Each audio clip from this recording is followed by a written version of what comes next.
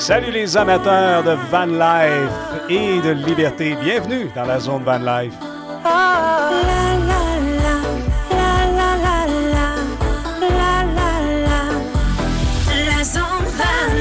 Mario Fournier, bien content de vous retrouver pour un autre podcast de la zone van life. Et cette semaine, je reçois un gars avec qui j'ai comme l'impression qu'on va pouvoir parler de plusieurs sujets. On va faire ce que j'appellerais un 360. Les gars travaillent dans un endroit où on fabrique des VR sur mesure. Alors, on peut avoir bien des questions à lui poser. Il vit à temps plein dans son van. Quand on dit un van lifer à temps plein, c'en est un vrai. Et en plus, il est sur le conseil d'administration de l'Association Van Life Québec. Qu'est-ce que ça fait? Qu'est-ce que ça mange en hiver? On va pouvoir en parler avec lui. J'ai le plaisir de recevoir un gars qui s'appelle Jerry Lauzon. Bienvenue dans la zone Van Life. Salut Jerry Lauzon, bienvenue dans la zone Van Life. Merci Mario, ça fait plaisir d'être ici. Écoute, c'est drôle parce que Jerry et moi, on est par Zoom parce qu'on n'est vraiment pas dans la même ville. Grâce à la technologie, on peut faire des entrevues comme ça. Jerry et moi, là, pour votre gouverne, on ne se connaît absolument pas. En fait, ce qui est arrivé, c'est qu'à un moment donné, j'ai écrit à la gang, l'association Van Life Québec, pour dire j'aimerais ça faire une entrevue avec quelqu'un. Jerry m'a écrit, il a levé la main, il dit oui, ça me fait plaisir. Et après ça, je me rappelle quand j'ai placé mon premier podcast, tu es des premiers qui avaient dit j'ai hâte de participer. Après ça, on s'est parlé au téléphone, puis j'ai dit vraiment, il faut qu'on se jase aujourd'hui. Fait que bien content, Jerry, que tu aies accepté mon invitation. Comme je le disais d'emblée, puis c'est la première chose que je voudrais qu'on discute ensemble. Toi, tu es un vrai de vrai. Tu es un gars qui vit dans son van. Tu es un van lifer, comme je les appelle, à temps plein. C'est bien ça? C'est bien ça, depuis 4 ans maintenant. Ça fait 4 ans que tu vis dans ton van. Parle-nous un peu, parce que là, c'est un podcast, donc il n'y a pas d'image. Essaie de nous dire, c'est quoi ton van, dans quoi? C'est quoi ta maison sur 4 roues, toi? Présentement, et depuis les 3 dernières années, je vis dans une Dodge Caravan 2010, avec présentement 243 000 km au compteur. Elle est aménagée vraiment pour vivre dedans. Il n'y a plus de siège à l'arrière, ça a tout été enlevé. Puis ça a été aménagé, isolé, système électrique auxiliaire, panneau solaire. Non, j'ai pas de douche dedans. J'ai une toilette pour numéro 1, puis j'ai une toilette d'urgence pour numéro 2, parce que je m'organise pour faire ça ailleurs que dans le van. Jerry, tu dis que tu vis dans ton van à temps plein. Tu es un van lifer 24 heures sur 24 dans son van depuis 3 ans. Qu'est-ce qui est arrivé dans ta vie, ou du moins, quelle a poussé cette décision-là à dire, moi, c'est ce mode de vie que je veux maintenant? Quand j'ai commencé, j'étais en couple, et on avait acheté une GMC Vandura équipée campeur pour les vacances et les fins de semaine. Et par hasard, un bon soir, j'écoutais une vidéo YouTube d'un dude qui avait une van encore moins bien aménagée que la mienne et qui vivait dedans à temps plein. Puis en joke, j'ai lancé ma conjointe, j'ai dit hey, ça serait cool, on a déjà la van, on pourrait faire ça. En joke, mais c'est quelque chose qui m'appelait. Et ma conjointe a dit ben oui, pourquoi pas.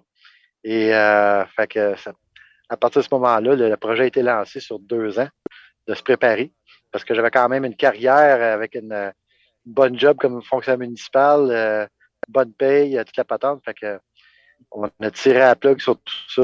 J'ai pris ma retraite à 16 ans. Tout vendu, donné ou envoyé à récupération, puis aménagé dans la Vandura. On l'a fait ensemble pendant 1 an.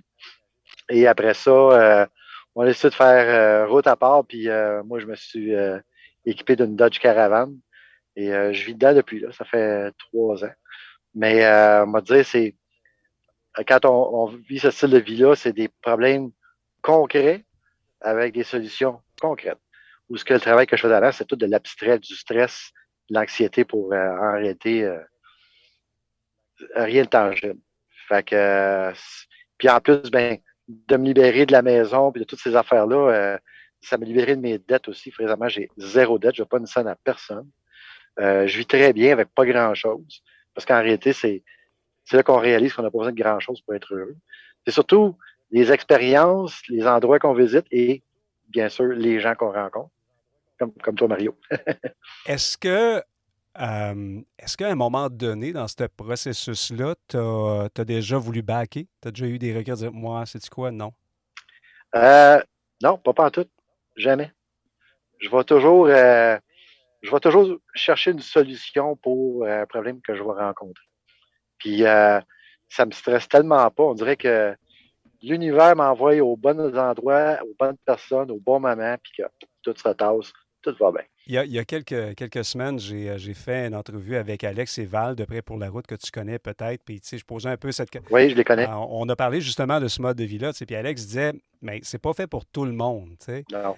Toi, dans ton cas, évidemment, en tout cas, je me rends compte que ça a l'air à faire ton affaire, puis tant mieux, mais si demain matin, quelqu'un voulait faire comme toi, qu'est-ce que tu lui donnerais comme conseil avant de s'embarquer là-dedans? Prendre le temps de planifier, puis pas de se lancer là-dedans à tête baissée sur un coup de tête, mais vraiment pas. Faut vraiment voir, faut se préparer. Un bon test que je dis souvent aux gens qui même qui n'ont jamais dormi dans un véhicule, ben si tu as déjà le véhicule, passe quelques nuits dedans dans ton entrée chez vous. Puis après ça, prochaine étape, va passer une nuit dans un Walmart ou un endroit similaire. Puis après ça, ben planifie-toi un voyage de quelques semaines, puis vas-y avec le véhicule, puis vis l'expérience tu sais, c'est comme un peu une pratique, si on veut. Puis c'est là aussi qu'on voit si c'est vraiment quelque chose qui nous appelle. Mhm. Tu veux de dropper, je sais pas moi, des milliers de dollars sur une vanne pour réaliser en bout de ligne que ça fait pas ton affaire, mais pas pantoute, là. Fait que c'est ça. Puis c'est de réaliser aussi que quand on veut vivre ce style de vie-là, comme moi, j'avais un bas de duplex, là, 5,5 en haut, sous-sol, avec 12 ans de stock d'accumulé dedans, ben, ça rentre pas dans la vanne. Puis, il n'était pas question que je me loue un espace de storage, parce qu'en étudiant le sujet, tous les gens qui l'ont fait, au bout d'un an, finalement, ils l'ont vidé parce qu'ils ont storé du stock pour rien, ça n'a jamais servi. Fait qu'ils dépensaient de l'argent pour rien. Fait que moi, il n'était pas question que j'aie un espace de storage. Il fallait que ça rentre tout dans la vanne. Fait que ça, c'est un gros morceau pour la plupart des gens. C'est pas évident. Non, effectivement, c'est pas donné à tout le monde parce que c'est le fun de voir ça, puis on a tendance à y rêver, puis en disant, mais ils sont bien, ils font ce qu'ils veulent, ils vont où ils veulent. Mais c'est pas si simple que ça. Non. Juste de décider où est-ce qu'on va passer la nuit, de trouver un endroit, c'est pas simple, tu sais. Que tu sois à temps plein ou même à temps partiel, tu sais. Alors, il faut vraiment y penser. Puis, il y a des côtés, oui, effectivement, très positifs de dire, gars, j'ai plus de dettes et tout ça, mais c'est pas donné à tout le monde. Et ton conseil est très judicieux. Faites des tests, essayez-le. Puis en même temps, on vit au Québec, là. L'hiver, Jerry, ton caravane, tu dors dedans? Oui. J'ai passé mon premier hiver au Québec cette année dedans. J'ai la chance de pouvoir me brancher au mur. Donc, j'ai une chaufferette électrique. Mais c'est pas comme vivre dans un 3,5 ou un 4,5. Là. La vanne, c'est un gros morceau de métal au froid, -25. Il y a 3 zones de température dedans. Au plancher, c'est température presque congélateur. À hauteur du lit, c'est tempéré. Puis au plafond, c'est tropical. Fait que, faut vivre avec ça. Puis isolation pour l'hiver, j'isole un paquet d'affaires. Laisse-moi te dire, à -25, là, tous les courants d'air ou les passes d'air dans ce véhicule-là, tu les connais intimement. Oui. C'est pas mal vite. Mais là, ça fait, bon, 3 ans que tu fais ça. Est-ce que tu projettes dans le futur de dire, bon, mais gars, l'hiver, là, je vais aller où il fait un petit peu plus chaud puis de voyager un peu plus, ou tu dis, ben écoute, je vais faire ça puis je vais le faire longtemps parce que je ne suis pas encore rendu là? Ben, l'idée, c'était de me trouver une job pour un an pour me refaire financièrement, puis après ça, de retourner dans le sud. Il est arrivé 2 affaires. Un, je me suis fait une blonde qui est à Québec. Moi, j'étais à Delson, je travaillais à Delson. Puis ma famille est à Montréal. Fait que tu vois que je suis très nomade, j'ai du monde partout. Et aussi, la job que j'ai pris de même pour le fun, ben justement, est bien le fun. Le travail chez Boréal est très agréable, puis ils sont très accommodants, puis c'est vraiment cool. Puis j'ai décidé que retourner dans le sud, ça va arriver quand ça va arriver. Pour le moment, je me plais où ce que je suis. Puis je voulais me concentrer surtout là-dessus parce que, tu sais, quand tu fais de quoi dans le but de faire d'autres choses, tu peux pas vraiment te concentrer. Je trouvais que j'avais la misère à me concentrer à faire une bonne job, tu sais. Fait que je voulais ça, je voulais être capable de donner le Mhm. maximum de moi-même. Puis c'est dans un environnement agréable. C'est pas comme quand j'ai travaillé chez Renault Dépôt, là, c'est une job nowhere, ça là, c'est tout en balance. Fait que, oui, à un moment donné, je vais retourner dans le sud parce que c'est ça que je faisais avant l'hiver, avant la COVID. Mais quand, je pourrais pas te le dire. Comme véhicule, tu as choisi un Dodge Caravan que tu as aménagé. Puis quand on se promène sur les réseaux sociaux, qu'on regarde sur YouTube, il y en a de toutes les sortes. Là, il y a des gens qui aménagent ça dans des voitures plus petites, des fois dans des voitures plus grandes. Il y en a comme, bon, nous, on est sur le célèbre ProMaster 3500 qui est très populaire. Il y en a qui ont des gros budgets et qui vont chercher les Mercedes. Peu importe, puis on ne juge pas. Là. Tu fais ce que tu veux en fonction des moyens que tu as et ce qui fait ton affaire. Est-ce que Jerry se dit, ouais, moi, mon caravane m'a gardé ça longtemps ou tu as des projets pour autre chose? Demain matin, là, on claque des doigts, tu te bâtis un autre VR, ça serait-tu autre chose? Non. Non? Ah oui, on m'a même demandé, si tu gagnes au 649, tu vas te chercher un Ouais, ça Boréal aurait été. campeur, Ma tu sais. question aurait été plus simple comme ça, là, mais bref, Mais ouais. non, si je gagne 649, je vais aller me chercher la Dodge Caravan la plus récente, puis avec le moins de millage que je peux trouver. OK. Puis je vais refaire un setup de la mort à l'intérieur, mais je reste avec une Dodge Caravan. C'est vraiment, ça répond à mes besoins, absolument. Dans un petit package, coûte pas cher de gaz, mais aussi au niveau furtif. C'est-à-dire, je peux stationner ça n'importe où puis passer inaperçu si je veux. Ouais, ouais, ben oui, tout à fait. Je pense pas, même dans la rue, là, il n'y a pas un policier qui venait cogner dans ta porte à 2 heures du matin. Je pense pas que ça va arriver. Moi, je te confirme que je peux pas faire ça. Là. C'est sûr qu'un policier. Mais bon, on vit avec ce qu'on a. Puis le mien fait mon affaire, puis je suis bien content. Mais effectivement, puis honnêtement, moi, ça me fascine. J'en ai vu plusieurs. Puis je vous le dis, ceux qui nous écoutez, là, tapez sur Google des Dodge Caravan modifiés. Il y en a tellement de kits qu'on peut faire. C'est un véhicule qui est très versatile. C'est fou ce que tu peux faire avec ça. Puis, Écoute, à part de ne pas pouvoir être debout, là, tu as de la place. ben oui, mais m'a dit Mario, j'avais un autre collègue, un chum qui aussi avait une Dodge Caravan comme moi, puis qui vivait dedans. Puis on a parti une joke à un moment donné, on s'est dit, parce que je co-admine Québec Vanning, puis en joke, on s'est dit, on devrait partir un autre groupe Facebook, appeler ça Dodge Falia Québec. Ha ha ha! C'est une joke, ben regarde, on va le partir pour le fun, on le part. Ça reste de même. Ben aujourd'hui, Dodge Falia Québec, là, c'est 4000 membres. Wow! C'est fou, là. Wow! Puis c'est pas juste des Dodge, là. Nous autres, on accueille toutes les minivans. Fait que, parce que pendant, on va dire, c'est juste récent, là, que soudainement, les minivans sont vus comme étant des vannes. Parce que avant ça, les minivans, c'était dénigré, là, tu sais. Mhm. Fait que, mais pour quelqu'un qui veut commencer pour pas cher, c'est une option viable. Mais Contrairement à, je dirais, qui peut devenir un corps instantané. tu sais, tu viens de dire quelque chose, c'était dénigré. Moi, il y a quelque chose que je remarque, puis tu me corrigeras si tu dis que tu n'es pas d'accord avec moi, là. Je vais faire un parallèle avec les motos. Euh, Moi, j'ai eu des Harley, j'ai eu toutes sortes d'affaires. Puis il était à un moment donné, les Harley, là, puis les autres bikes, les Japonais, ça se parlait pas. On s'envoyait pas la main. Tu sais, ça fait très, très longtemps. Puis à un moment donné, ben, ça a changé. Puis maintenant que tu as un Harley, que tu as un Honda, que tu as un Kawasaki, on est tous des motards. Puis peu importe, ou des motocyclistes, on est tous dans la même fraternité. Puis je sens la même affaire maintenant avec. Tu sais, mon podcast s'appelle La Zone Van Life, là. Mais quelqu'un qui a une roulotte puis qui attire, là, il y a des choses qu'il va entendre dans mon podcast qui peut l'intéresser quand même. Tu sais. Oui. Toi, tu as un Dodge Caravan, mais je juge pas que tu as un Dodge Caravan. Puis moi, ben, j'ai un ProMaster 3500, c'est un Winnebago Travato. Puis on peut quand même avoir des sujets de conversation puis fraterniser ensemble. La communauté, c'est comme agrandi puis on ne juge plus. Est-ce que tu es d'accord avec moi? Je suis absolument d'accord. Écoute, dans les. Je suis en train de regarder là, quand on a commencé. Excuse, je vais t'ajuster parce que j'essaie d'avoir un meilleur signal. À date, ça a l'air bon. Quand on a pris les rênes de Québec Vanning, puis ça, c'est autour de 2016, où le vanning commençait à devenir un peu populaire.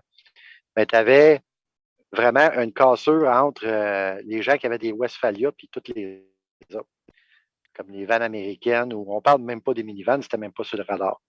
Puis moi, quand on a pris la gouverne de Québec Vanning, on a voulu être inclusif parce qu'on voyait que le vanning prenait de l'importance, puis que comme tu dis, peu importe, tu as un Westphalia, tu as un GMC Vandura ou un ProMaster, peu importe. Tu fais du vanning, tu es autonome, on fait toute la même Ouais. affaire, avec des outils différents. La vanne, c'est juste l'outil Tout finalement. à fait. Tout à fait.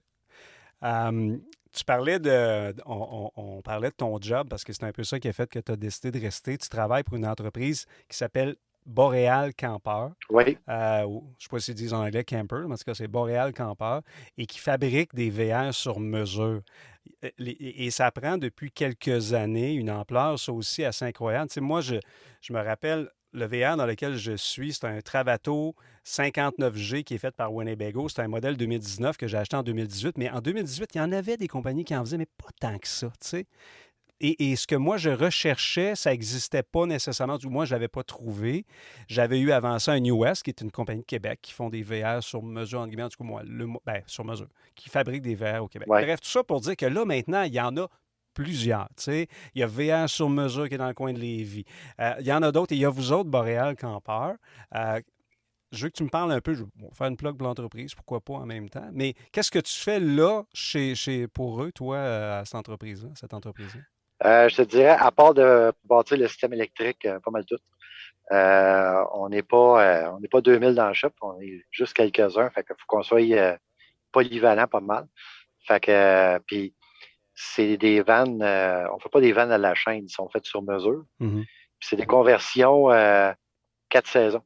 Fait que ça implique juste le système électrique, quantité de filage qui rentre là-dedans, c'est fou, là. Ils sont isolés de la finition, l'installation des réservoirs d'eau grise, les réservoirs d'eau, le système électrique, les panneaux solaires. On fait vraiment un véhicule qui est autonome et 4 saisons aussi. OK. Fait que ça implique beaucoup de choses. Nous autres, on reçoit, là, le client achète son véhicule, il nous l'amène sur la tôle, puis nous autres, on le bâtit. De A à Z. De A à Z, c'est comme ça que ça marche. On va dire, pour en avoir vu d'autres, puis c'est pour ça que quand tu disais que mon setup doit être super bien fait, mon setup, moi, il est tout croche.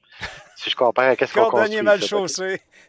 Hey, écoute, ça faisait 2 semaines que je travaillais ici. J'ai tout sorti mon système électrique parce que j'ai réalisé que j'allais mettre le feu. Là, puis là, il est ça à coche. Il est très simple, il n'y a pas grand-chose, mais il est ça à coche. Fait que, ouais, mon intérieur, c'est n'importe quoi comparé à ce qu'on sort ici. Je vais dire, puis pas parce que je travaille là, mais je suis pas gêné de travailler pour Boréal parce que quand même, je suis quand même connu dans le domaine du vanning. Puis j'aurais pas travaillé pour une compagnie qui fait des affaires tout croche. C'est vraiment la Rolls-Royce des conversions de vannes. Puis tu dis qu'il y a bien des compagnies qui font ça. Ça représente quand même juste 15% du marché.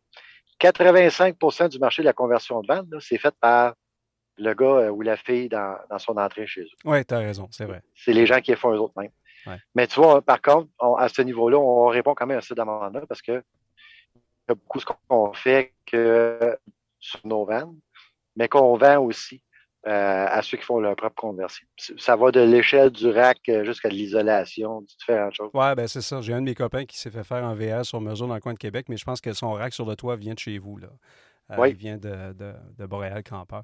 Vous en faites combien par année des VR? j'en ai aucune idée. Je ne sais pas. Moi, j'ai construit, je ne fais pas de comptabilité. Ça a le mérite d'être clair. Je suis assez occupé dans le shop que je me casse pas la tête avec d'autres OK. choses. Mais est-ce que vous fabriquez des VR pendant 12 mois ou c'est juste pendant la saison? Nos carnets de commandes là, sont bookés pour les 12 prochains mois. Wow, c'est complètement fou. Ouais. Mais en même temps, ce qui est le fun de ça, c'est que effectivement, ben, les gens vont l'avoir exactement comme ils le veulent. Tu sais, Oui. moi, j'ai acheté à l'époque un produit qui était clé en main, qui est un Américain. Il y a un paquet d'affaires que j'aime dans mon VR et que je l'ai acheté pour ces raisons-là. Le floor plan, on a une vraie toilette, une vraie douche. Ben, wet bath, là, comme dans un voilier. Ouais. Là, c'est tout mouillé après, mais ça fait notre affaire. Mais il y a d'autres choses que j'aime moins. Mais bon, ça fait partie de la game. Je l'ai acheté, il était déjà fait. Mais quand tu peux le faire sur mesure, et que tu as la patience et le temps de le faire faire aussi, parce que Non. quelqu'un qui n'est pas patient, ben, qui le veut tout de suite, Ouais, ça, ça c'est marche mon pas. genre. Ça, c'est mon genre. Ben, ça fonctionne pas, tu sais. Jerry, troisième affaire dont je voulais parler de toi, l'association Van Life Québec, c'est comme ça qu'on s'est connus parce que je vous avais écrit, je voulais en connaître davantage. Je suis membre, ça n'existe pas depuis très, très longtemps. C'est quoi le mandat? C'est quoi l'objectif derrière l'association Van Life Québec? Le mandat et l'objectif est simple, c'est de, représenter les van lifers, que ce soit des temps pleins, des temps partiels, puis aussi les, comment je peux dire, de promouvoir les bonnes pratiques. Promouvoir les bonnes pratiques, puis promouvoir les bons van lifers aussi. Parce qu'on Mhm. on se le cachera pas, il y a une certaine mauvaise image dans les médias et il n'y a personne qui parle pour nous. Je veux dire, moi, je me faisais contacter à l'occasion, mais moi, je suis qui? Moi, je suis juste un gars sur Facebook, tu sais. Fait que c'est pour ça qu'on s'est mis ensemble pour créer une association pour que ça soit légitime.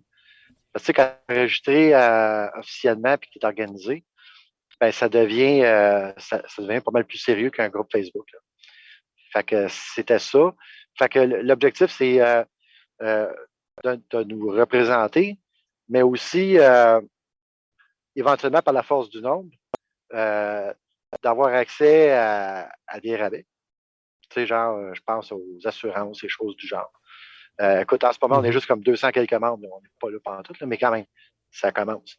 Euh, Niveau représentation, on a pris la peine de s'enregistrer avec le registre des lobbyistes du Québec.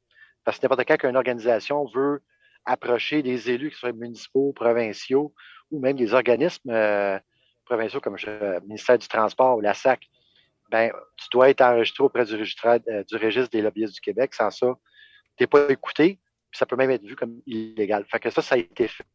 On est enregistré auprès du registre des lobbyistes du Québec. Fait que ça a quand même un certain poids. Fait que ça, c'était les grosses étapes qu'on voulait faire. C'est fait. Maintenant, le CA, il a été réélu là, mais comment je veux dire, on se réunit pour faire une rotation. À chaque année, il y a des élections pour une moitié du CA. Parce que OK. nous autres, on voulait la partir, on a des idées, mais on veut que les membres participent aussi. Puis comme là, on a formé un sous-comité que j'appelle de règlement. C'est pas rencontré encore, mais ça va commencer bientôt. Là, mais pour regarder au niveau des règlements que les municipalités mettent en place contre le fait de dormir dans son véhicule, que je trouve absolument aberrant. Écoute, mon background, mon pedigree, moi, c'est 33 ans dans l'application des règlements municipaux, puis agent de liaison à la cour. Fait que je sais de quoi je parle. J'en ai appliqué des règlements municipaux. Fait que pas parce qu'une ville fait un règlement que, un, il est valide, puis deux, qui est applicable. Fait que, il y a ça Mhm. sans compter que c'est absolument discriminatoire, là.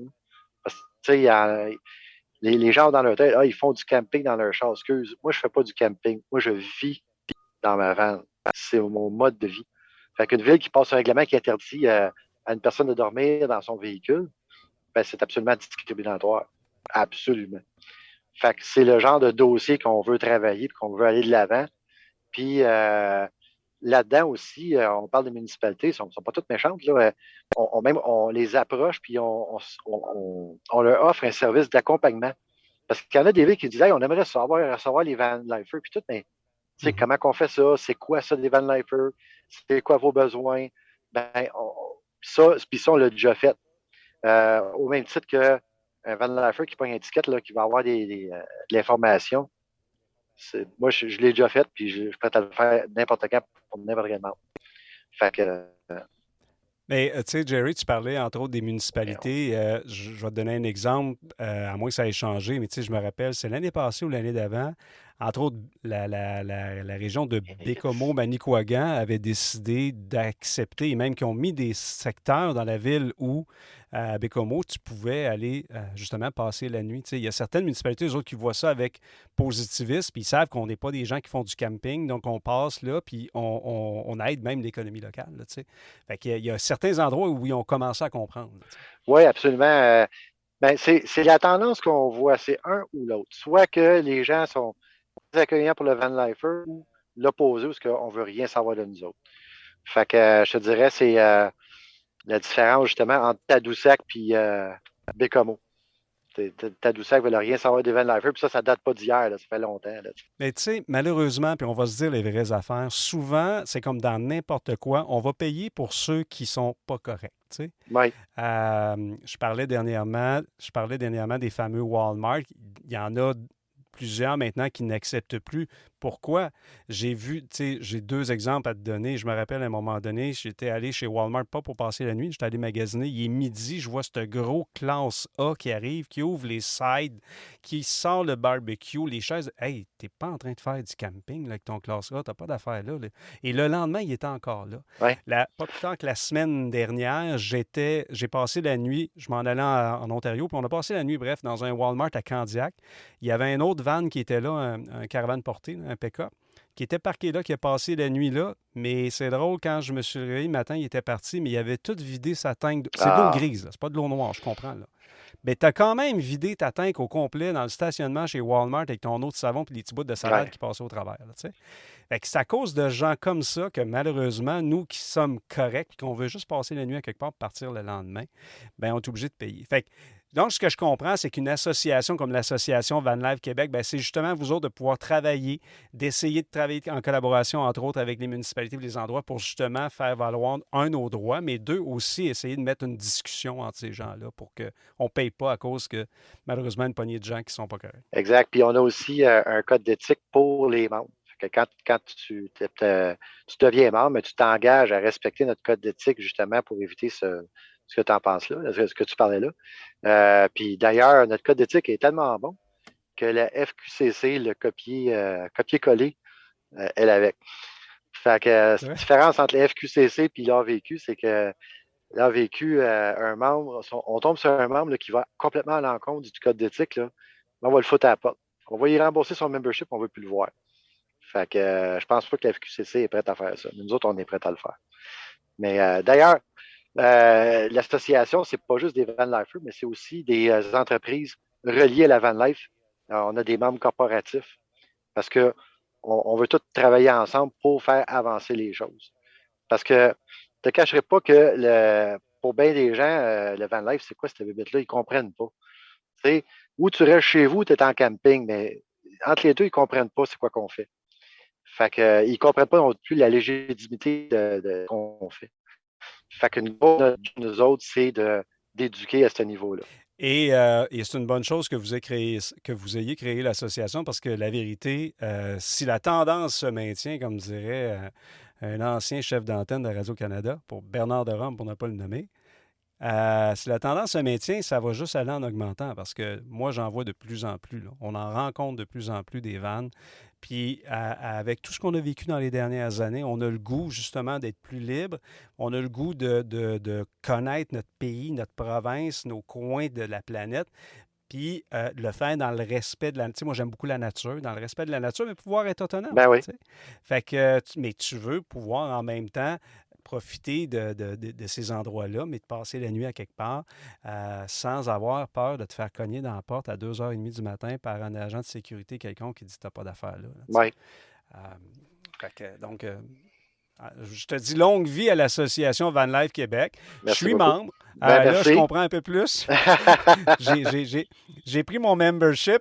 En lisant tout ça, j'ai dit, ben ça fait du sens, ça me ressemble. Puis, Colin, go, j'embarque là-dedans.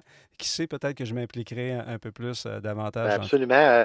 Chaque membre est toujours invité à participer. Là. C'est pas juste de collecter du membership et piler de l'argent. Là. Au contraire, l'argent, c'est un OBNL, puis l'argent, elle va retourner aux membres. Là. Fait que c'est le but de l'opération. Ouais, puis avec le coût du membership, il n'y a pas personne qui va changer son van demain matin dans le conseil d'administration. Mais ouais, non, non, je ne penserais pas. Jerry Lauzon, ça a été un plaisir, Jerry, de parler avec toi. Un gars qui vit dans son van 24 heures sur 24, 7 jours sur 7, 365 jours par année. C'était mon premier, puis je me disais un jour, je vais parler avec quelqu'un qui a ce mode de vie-là. En plus, tu travailles dans une entreprise qui fabrique des vannes sur mesure, puis en plus, tu es l'un des membres du conseil d'administration de l'association Van Life Québec. Qu'est-ce que tu veux demander de plus? Là, moi, non seulement je vais abuser de toi dans le futur, parce que c'est sûr que je vais te reparler à un moment donné. Absolument, avec Tu vas plaisir. avoir plein de choses à nous raconter. Je te souhaite bonne continuation, mon Van Lifeux à temps plein. C'est le fun de parler avec des gens comme toi, puis en espérant, un de ces quatre, avoir la chance de se voir autrement que par Zoom. Ben oui, ben ça va me faire plaisir. Puis n'importe quand tu me réinvites, je suis là. Super. Puis pour ceux qui nous écoutent, ben merci de votre indulgence. Ça a coupé de temps en temps, mais je pense qu'on comprend que la technologie, des fois, ben c'est ça que ça donne. Merci infiniment, Jerry Lauzon. Je te souhaite de passer un bel été dans ton van. Merci Mario, toi avec. À la prochaine. Salut. Et voilà, c'est là-dessus que se termine cet épisode de la Zone Van Life. Merci d'avoir été là et merci encore, je le répète, pour votre indulgence. Je sais que le son n'était pas parfait partout. Qu'est-ce que vous voulez, Internet, c'est pas toujours fiable. Je vous rappelle qu'on est sur Instagram et aussi sur Facebook. Vous avez simplement à chercher la Zone Van Life sur Facebook. Vous pouvez liker la page, faire des commentaires, m'écrire en privé. Vous avez des idées, des suggestions. Gênez-vous pas. Tous les commentaires sont pris. Tant et aussi longtemps que c'est constructif, ça fait bien mon affaire. Et aussi, ben, le podcast La Zone Van Life est sur toutes les plateformes, dont iHeart. Là aussi, vous pouvez faire des petits likes. Ce que ça fait, ben, c'est que ça fait que le podcast est un petit peu plus visible sur les différentes plateformes. On se retrouve bientôt. Bye bye les Van Lifers! La Zone Van Life.